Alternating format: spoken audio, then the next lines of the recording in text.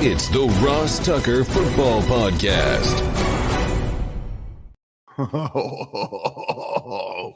Yeah, it is. But it's not just any Ross Tucker Football Podcast. It is a Monster Monday, presented, of course, by DraftKings.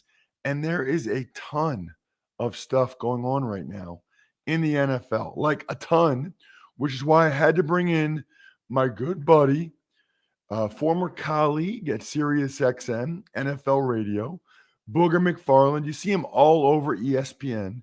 He'll join us momentarily to talk about all the big news that's happened just since Thursday's show. It's pretty crazy. It is a new week, which means we will have a new Spread the Word winner.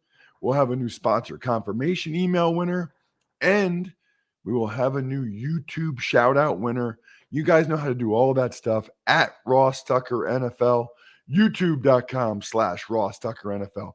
It's Big Show time. The Big Show. Always good to see my buddy Booger McFarland. It's funny. We did a show once a week together. I don't know. We just hit it off.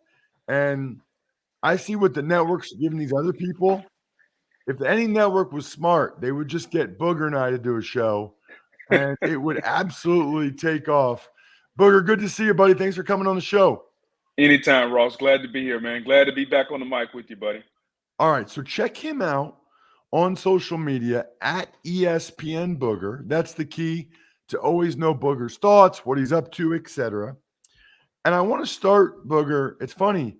When I texted you Thursday, it's like a million things have happened since then. The latest is that supposedly, and maybe by the time some people listen to this or watch it, we should find out Deshaun Watson's initial suspension from Sue Robinson.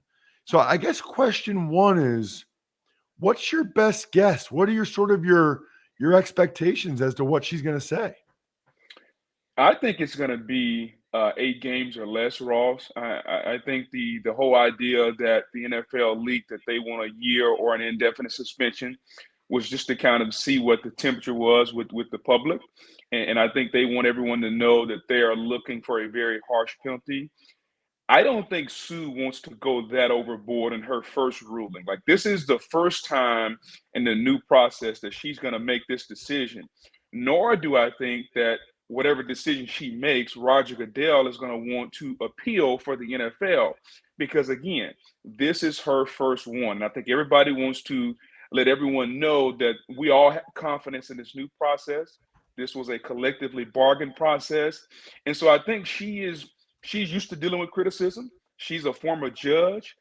She understands when it gets hot in the kitchen, how to handle it. And so I think whatever decision she makes, one, is going to be final. And I think, two, she's not going to be swayed based on any outside noise or outside activity. And so if I set the number at 8.5, I would bet some of your money, all that nice Ivy League money you got, on the under, and I would sleep very comfortably. What do you think it should be? Because that's a different question. It should be, Ross. So here's where I go back. I try to take all my personal feelings out of it. And here's what I look at. I look at 2 grand juries that have looked at what evidence they've had, and they decided not to press any criminal charges. Okay, so what does that mean? That means we get down to a civil issue where you have whatever the number is, 24, 28, 30 women that are civilly suing him. And ultimately, civilly means, hey, we want some money or we want some type of restitution. And when it comes to that, how can I suspend him for a year based on a civil suit? Now, from a personal conduct policy and what he's done to, I guess, shame the league and shame the Browns, et cetera, I do think there's some value there that warrants a suspension. But ultimately, I come down, if you're going to suspend Calvin Ridley, and I get it, it's a different process, but if we're going to compare suspensions, he bet $1,500 and you gave him an entire season. And betting money is kind of like the biggest thing you can do when it comes to this league. Like, betting on games is like the no. That's taboo. And so if that's the biggest thing that would really, really put a black eye on this league, I don't think civilly being sued by a player, even though the allegations are what they are, warrants a year. And that's why I come down, okay, it needs to be between 6 and 8 games. And I think that's what it should be. Yeah, I mean, fascinating. Should be coming down any second, or any moment today. What do I you want think? to You and move I on. always have this conversation. What do you think?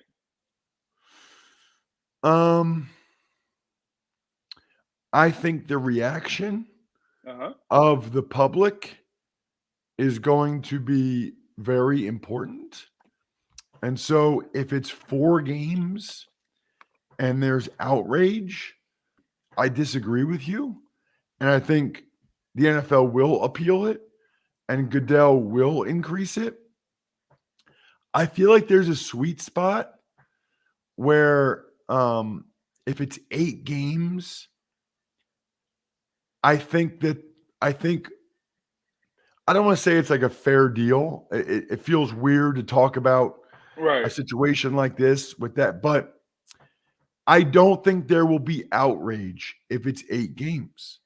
I think there will still be some people that say he shouldn't play all year, but there will be others that anything less than 8, Booger, I think you're going to get 4 or less is going to be problematic. 6, I don't know, but I feel like 8 is significant enough, more or less half the season, significant enough that I think the NFL won't appeal it because there won't be a huge uproar. I think people will, I don't want to say settle, but I think people will be generally okay with 8 games. There will be some people that think it's a little too much. There will be some people that think, it's too light. He should get the whole year. But it's in the middle enough that I think both sides will be able to live with it, if that makes sense. Yeah, that makes sense. I did think last night, just looking at some of the Twitter sphere conversations, and I read that during the, I guess, pre-decision negotiations, the NFL even threw out 12 games plus a hefty fine. Like that's the first time I've heard that whole fine issue, and I think that's interesting because of the way they structured his contract, where he only makes $1 million this year, and so it's a minimal amount based on his per game salary that he will lose depending on the games he suspended.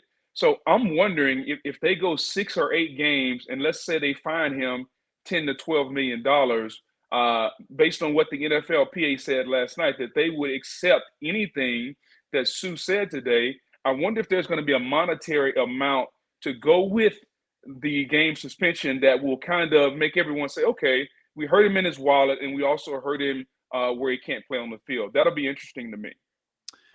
It's a really good point because I know that aspect of it bothered some people, right? Yeah. Like the fact that he was able to structure the contract in a way that he doesn't get hurt that much financially.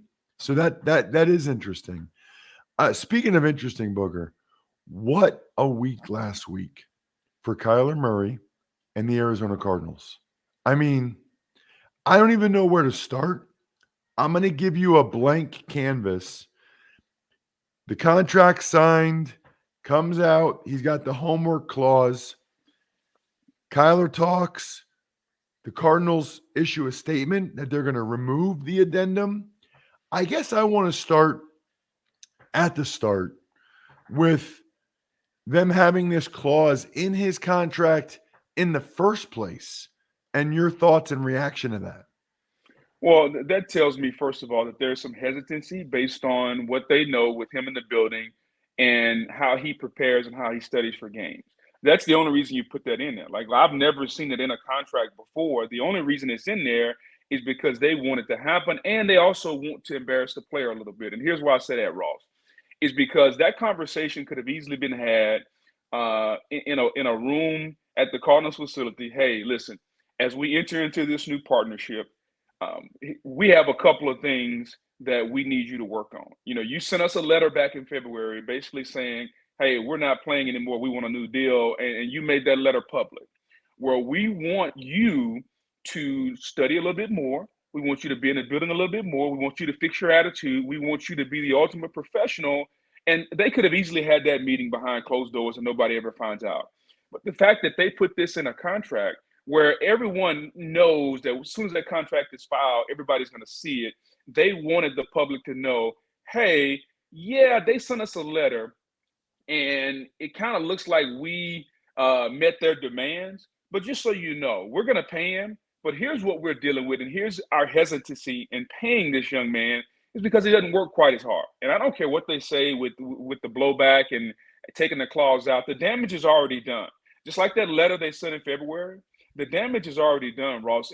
And for me, I just think that if you're Kyler Murray, you got to feel really, really, I don't know. You got to feel good that you got your $160 million guaranteed, but you also have to feel some type of way about how you're perceived in your own building. I mean, I guess maybe he already knew that to some level, but that is awkward, really awkward. It's one of those things, Ross, where I think when you look at Kyler, first of all, I don't know about you. I don't know if I would have paid Kyler. And here's what I mean by this. Kyler's played 3 years. He had a 4th year plus a 5th year team option. They could have franchised him 2 more years after that. So, Ross, the Cardinals had 4 years of control where Kyler could do nothing about it. So why do you have to pay a guy that at best, I'm not going to say you're lukewarm on, but you still have questions about? That's the thing I don't understand. You put this addendum in the contract, which clearly states that you're not 100% all in on everything he does, then why pay him? You got 4 more years of control. I think the agent and the letter was a strategic play because they knew this, and they knew that, guess what? This team doesn't have to pay us, but how do we create, in the court of a public opinion, how do we create leverage for ourselves? And good on Kyle and his agent, because I think based on the fact that Burkhardt got a contract for Cliff Kingsbury and Steve Keim got a new contract, that we all know Kyler is basically tied to those two, that they kind of forced the Cardinals into a contract. At least that's the way I see it. I don't know about you. Well, because I want to get to these hold-ins a little bit, Sure. but it seems like it's just not you're right. They did have 4 years of control.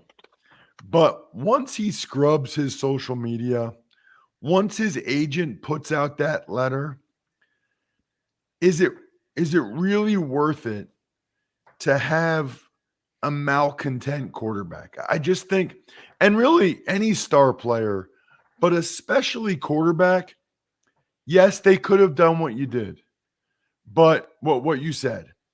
But they obviously already have concerns about his preparation. Mm-hmm.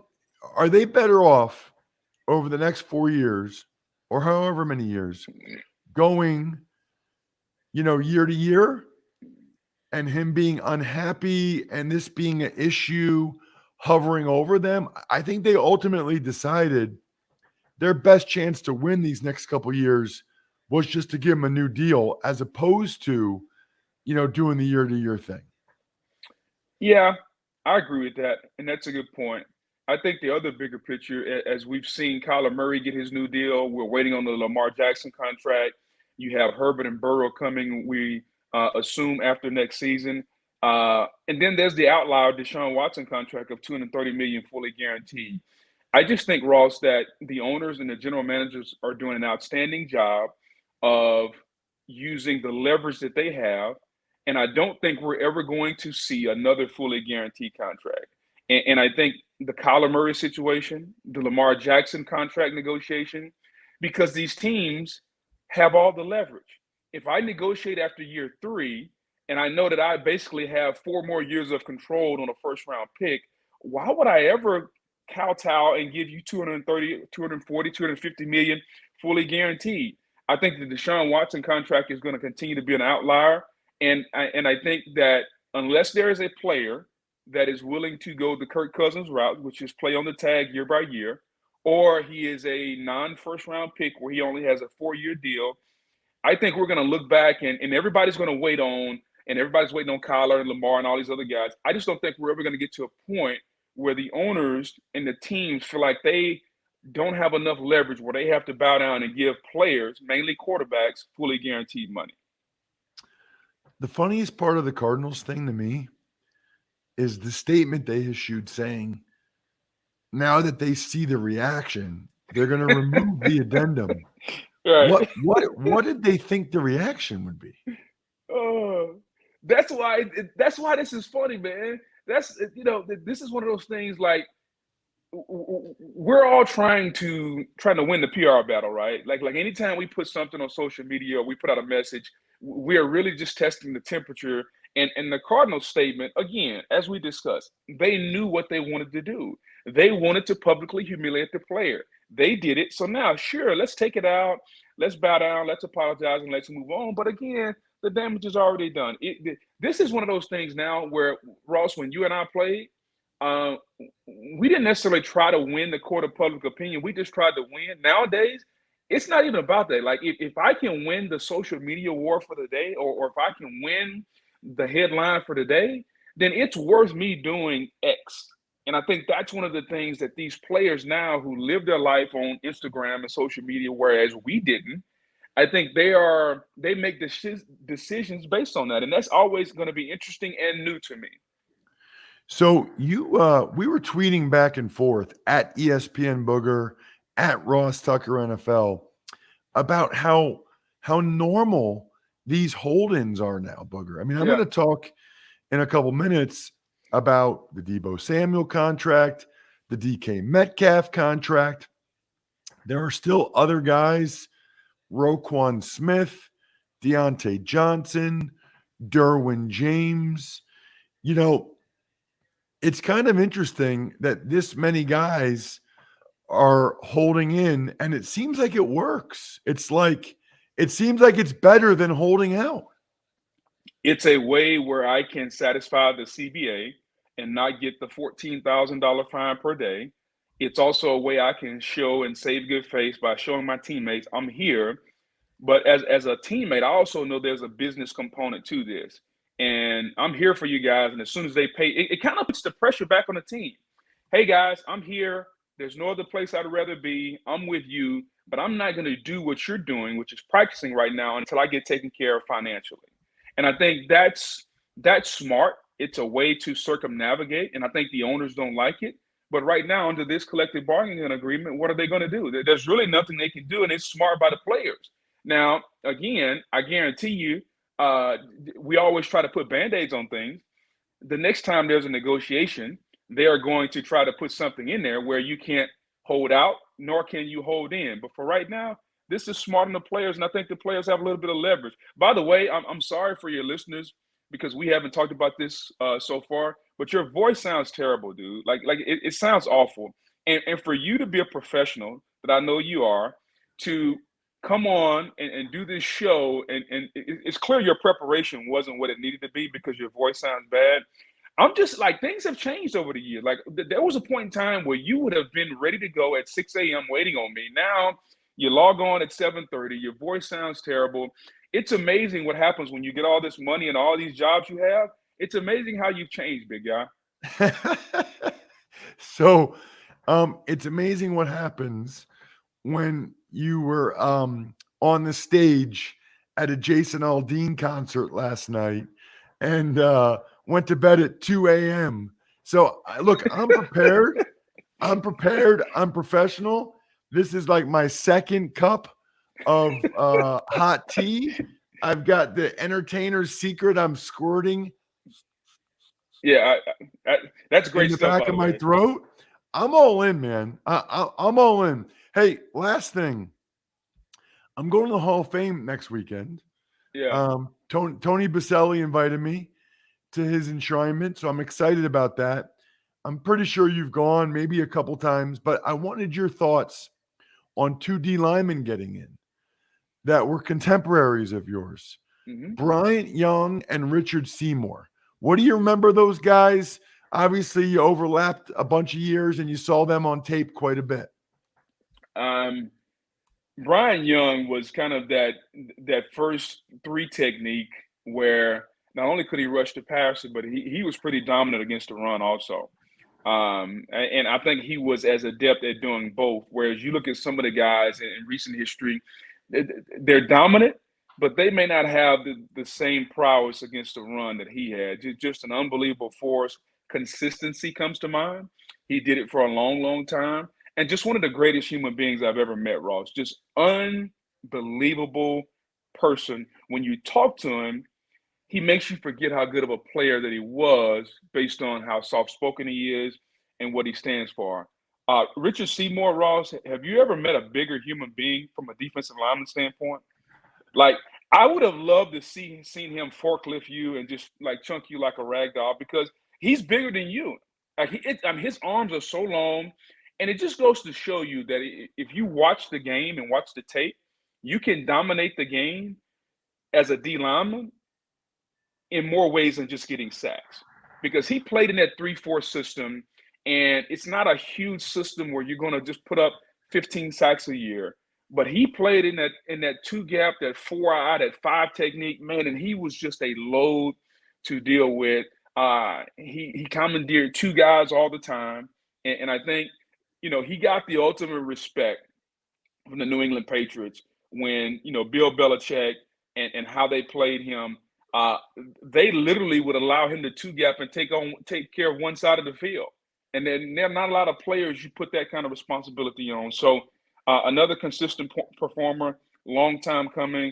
Congrats to those two guys. And as someone who didn't amount 100 sacks in their career, it's good to see players who played the game at a high level that may not have the quote-unquote gaudy numbers, but when you understand how the game works and how they played the game, it's good to see them get rewarded.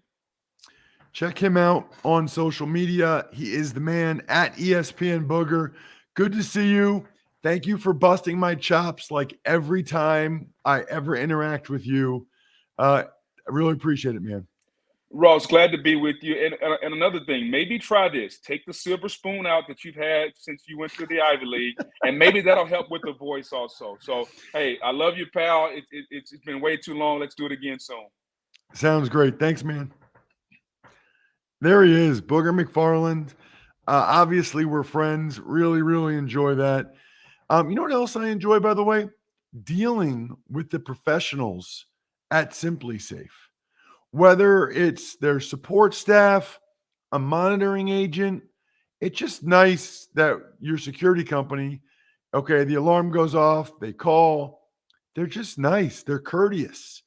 And if you call them, they answer right away. Not every other security company is like that. Trust me, Simply Safe puts customers first. Plus, there's no long-term contract, never upcharges or hidden fees. You can customize the perfect system for your home in just a few minutes at simplysafe.com/Tucker. Go today and claim a free indoor security camera plus 20% off with interactive monitoring. That's simplysafe.com/Tucker. There's no safe like Simply Safe. Tuck's Takes. Hey, Ross, good morning. Let's start with Deshaun Watson. The suspension ruling from Susan Robinson expected to come down today. Also, Watson settled 3 more cases, leaving just 1 outstanding. Right. So Booger and I talked about the suspension stuff, and I gave my thoughts. It is interesting, the timing again of settling these lawsuits and the fact there's only 1 left. I mean, he's so close to having the legal issues behind him. He still just has that 1 outstanding, which is interesting to know who that person is and why they're still outstanding. Tuck's Takes. Also, that from what you and Booger talked about, Cardinals announced that they will remove the homework clause from Kyler Murray's contract after he says it's disrespectful for people to question his work ethic. Well, I mean, then the Cardinals are being disrespectful to him. I mean, I don't know who he's talking to, but then the Cardinals are the ones being disrespectful to him. And then they haven't actually done it yet. They haven't actually filed a new contract yet or removed the addendum. So I wonder if they just said that publicly, but don't actually end up removing it. That's something to watch because you got to file a new contract. Tuck's Takes. Both DK Metcalf and Deebo Samuel signed big 3-year extensions worth close to $25 million per year. It's unreal, man. It is unreal. You know, these receivers, after just 3 years, are getting huge guarantees. Debo's like almost $60 million. DK Metcalf got like a $30 million signing bonus. It's remarkable. I mean, the NFL is telling us that wide receiver is essentially, I don't know, the third most important position in the NFL. Seems like it goes quarterback 1, edge rushers like TJ Watt and Bosa 2, and then receivers. That's a lot of money. You know, there used to be the thought process that receivers weren't that much of a difference maker and that the scheme got them open and you could find guys like the Patriots had with guys like David Givens or whatever. Not anymore. These teams obviously feel like these guys are vitally, vitally important. Tuck's Takes. Meanwhile, Orlando Brown has signed his franchise tag and will report to practice today. That's interesting because I kind of thought he would wait a while because that's part of the value of not signing the franchise tag is you're able to just chill and not have to go to training camp. But I guess they start padded practices today, and he feels like it's important to the team that he's part of it. Andy Reid probably relayed that to him. So he feels like he should show up. So he's going to. So I don't know. I mean, it's up to him. More power to him. I don't know what I would do. I really don't. I mean, honestly, I probably would have signed the franchise tag right away to guarantee that money. But he waited this long. I don't know. I might have waited a couple more weeks. Tuck's Takes. Daniel Snyder finally testified before Congress. Your thoughts? Nothing, like there were no leaks. We learned nothing other than the fact that it was like an all-day thing. No information came out about what was said, which I think is interesting because usually information always gets out. And I thought those things were public. So I don't know why we don't have any information. That's an interesting one to me. Tuck's Takes. Tampa Bay Bucks need a new center. Ryan Jensen goes down with a knee injury at practice. He's out for months. Right. It sounds like he's probably out for the year. They'll look at internal candidates for a few days and see how those guys do. But ultimately, I would expect them to probably try to sign a guy like J.C. Tretter because whoever the internal candidates are, they don't want to have a new left guard and a center who's never played before. That's not conducive to success. Tretter is a pro's pro. And then even if they like the Hainsey kid, that way they have some depth. You know, they need depth. That's important. Tuck's Takes. And lastly, the Cowboys signed USFL MVP Cavante Turpin. The Jets signed linebacker Quan Alexander, and the Chiefs signed Carlos Dunlap. Probably the most interesting of those is Carlos Dunlap because he can still play. I mean, maybe Quan Alexander can as well, but Quan has had a lot of health issues, had trouble staying healthy, but Carlos Dunlap was still a force last year, a lot. And so it makes sense for the Chiefs to add him to Frank Clark and Karlaftis, the rookie they took in the first round. So pretty interesting. Shout outs, by the way, are in order. They always are. Pizza Boy Brewing, Sporticulture, HumanHeadNYC.com, SteakhouseSports.com, Go-Bengals.com, and Evergreen Economics. I think we're done here. Thanks for listening to the Ross Tucker Football Podcast. Make sure to also subscribe to the Fantasy Feast, Even Money, Business of Sports, and College Draft. All available at Apple Podcasts, rosstucker.com, or wherever podcasts can be found.